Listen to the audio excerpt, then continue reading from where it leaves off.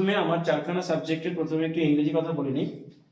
মোট তোমরা ইংরেজিতে পাস করা কিন্তু অতীব সহজ। ইংরেজি কেন, প্রত্যেকটা সাবজেক্টে আমাদের টোটাল 100 নাম্বার কাউন্টিং হয়, কিন্তু পরীক্ষা দিতে হয় কত নাম্বার? 90 নাম্বার। স্কুল থেকে দান করে দেয় তো 10 নাম্বার। দান কথাটা বললাম তার জন্য কিন্তু এই প্র্যাকটিক্যাল প্রজেক্ট এগুলো করতে হয়, 10 নাম্বার স্কুল থেকে তোমাদের প্রোভাইড করবে। ঠিক আছে, এবার ইংরেজিতে দেখি আমরা সিনের জন্য কি কি কিন্তু ভাইটাল আমি বলে দিয়েছিলাম। স্নেল দেখবে, রানওয়ে কাইট দেখবে, আর একটু বাপুটাকে দেখে রাখবে।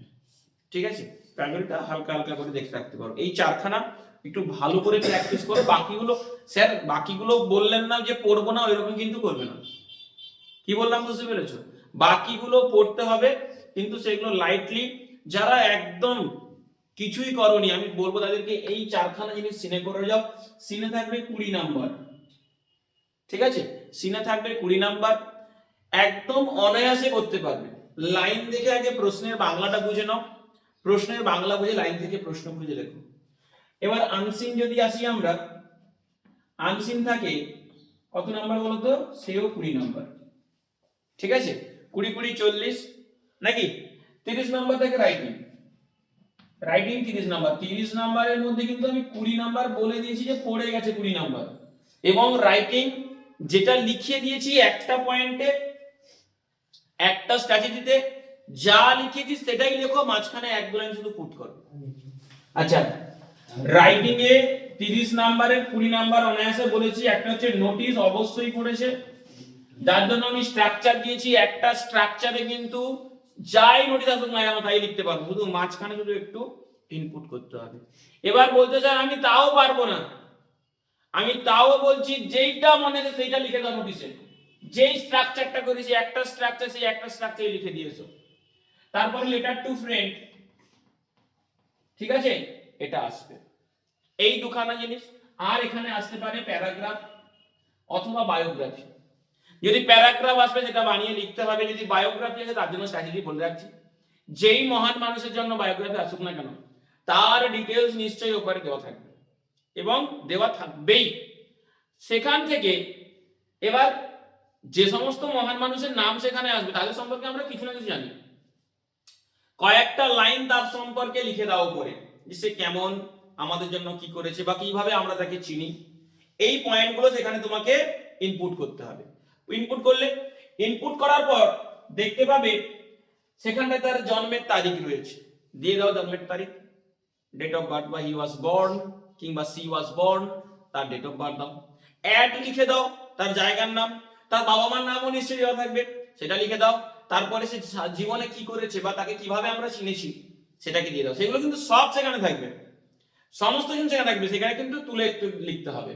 সামনে সাবজেক্ট ভার্ব একটু বসিয়ে কাজ করতে হবে। লাস্টে ডেট অফ ডেথ, অর্থাৎ তার মৃত্যুর তারিখ একদম যেন ছাড়া না থাকে। লেটার বলো, প্যারাগ্রাফ বলো, নোটিশ বলো, যাই আসুক না কেন ফাঁকা রাখবে না। ঠিক আছে, মূল পয়েন্ট গুলোকেও তুলে দিয়ে আসো। ঠিক আছে, খাতা যেন ফাঁকা না থাকে, আমি পরিষ্কার বলে রাখছি, একদম পরিষ্কার বলে রাখছি। দেখো আমি এখানে সিনে 20 নাম্বারের কিছু না হোক স্যার 10 পাবো না, 10 পাবো না, আমরা অনায়াসে 10 পাবো। যারা ভালো করে করেছে এখানে 20 তো 18 19 পাওয়া কোনো ব্যাপারই নয়, একটা নাম্বারও কাটবে না। যারা একদম করনি, একদম স্যার ইংরেজি বুঝতে পারছি না, করছি না, সারা বছর ক্লাস করেও স্যার হচ্ছে না, স্যার আপনি তো বারবার হাজারবার একটা বই প্র্যাকটিস করিয়েছেন তাও হচ্ছে না, কারণ আমরা পড়িনি, আমরা পড়িনি সেই জন্য হচ্ছে না। ঠিক আছে, আমরা সেই বয়স থেকে সেই বয়সে এসেছি যে বয়সে তোমার ভালো মন্দ আর কেউ দেখবে না, তুমি কার জন্য কতটা করছো সেটাই তোমার পরিচয়, তোমার কাজই তোমার একদিন পরিচয়, একদিন না সেই দিন চলে এসছে। মাধ্যমিক শেষ, দেখবে জীবন কতটা ভাবে পরিবর্তন হয়ে যায়। মাধ্যমিকটা শেষ করো, দেখবে জীবন কতটা পরিবর্তন হয়ে যায়, শুধু একটু তাকিয়ে দেখবে, বুঝতে তুমি চাইলেও কিছু করতে পারবে না। যাই হোক, তা এখানে আনসিনেও কিন্তু আমি যদি 10 ধরি, রাইটিং এ আমি 30 এর আমি সব মোট সব কাটাকুটি করে 15 যদি ধরি, আমি কত হয়ে গেল? 35 নাম্বার। স্কুল থেকে 10 কত হলো স্যার? 45 নাম্বার। সমস্ত কেটে কুটেও আমি বলছি সমস্ত। এবার আসি গ্রামারে।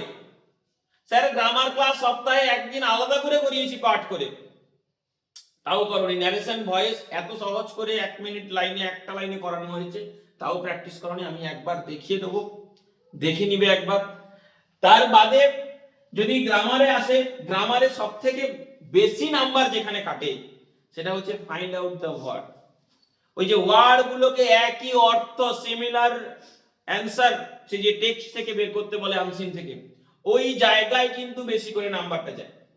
সেই জায়গাটা একটু খেয়াল রাখতে হবে, ঠিক আছে? এবার আমার গেল এই ইংরেজি। ইংরেজি যখন করবে, ইংরেজি পরীক্ষা কিন্তু সব মোট 2 ঘন্টায় শেষ হওয়ার কথা, 2 ঘন্টায়। প্রথমে ইংরেজি পেলে সর্বপ্রথম তোমার কাজ হবে সিন করে ফেলা।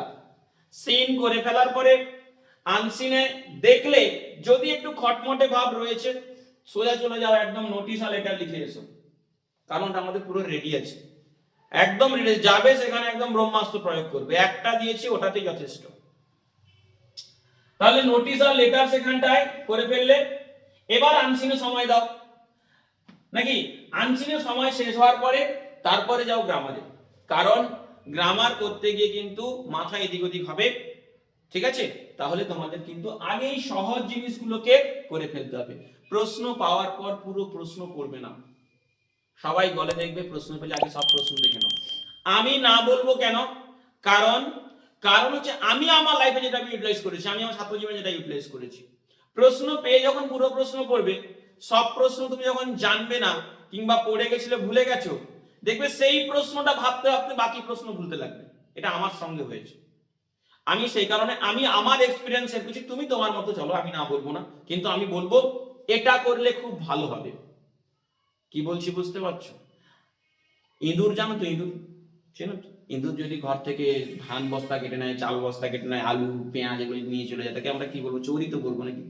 কিন্তু আমরা সেই মানুষ ওই মধুমাছির থেকে যখন তার সারা বছর সারা মাসের সংগ্রহ করা মধুগুলো এক নিমেষে যখন বের করে আনছি, আমাদের বাহবা দিচ্ছে, এই মধুমাছির ধাতা ভেঙে মধু নিয়ে এসছে। তাহলে দুই ভাবে তারা দেখছে, সেও চুরি করছে, আমরাও চুরি করছি, ইঁদুরটাও তার খাদ্যের জন্য চুরি করছে। আমরা মধু না খেয়ে বেঁচে থাকতে পারবো, কিন্তু ইঁদুর এই খাদ্যগুলো না খেয়ে বেঁচে থাকতে পারবে না। আমার বলা এইটা যে আমি যেটা বললাম ওটাই করতে হবে, তার কোনো মানে নেই বাবু।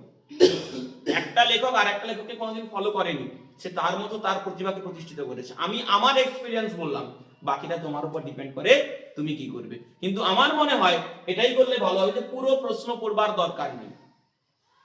প্রশ্ন পেয়ে একদম প্রথম থেকে করা শুরু করে দাও, প্রথম থেকে করা শুরু করো, প্রশ্নের দাগটা শুরু করে নাও, প্রশ্নটা ভালো করে পড়বে, ঠিক আছে?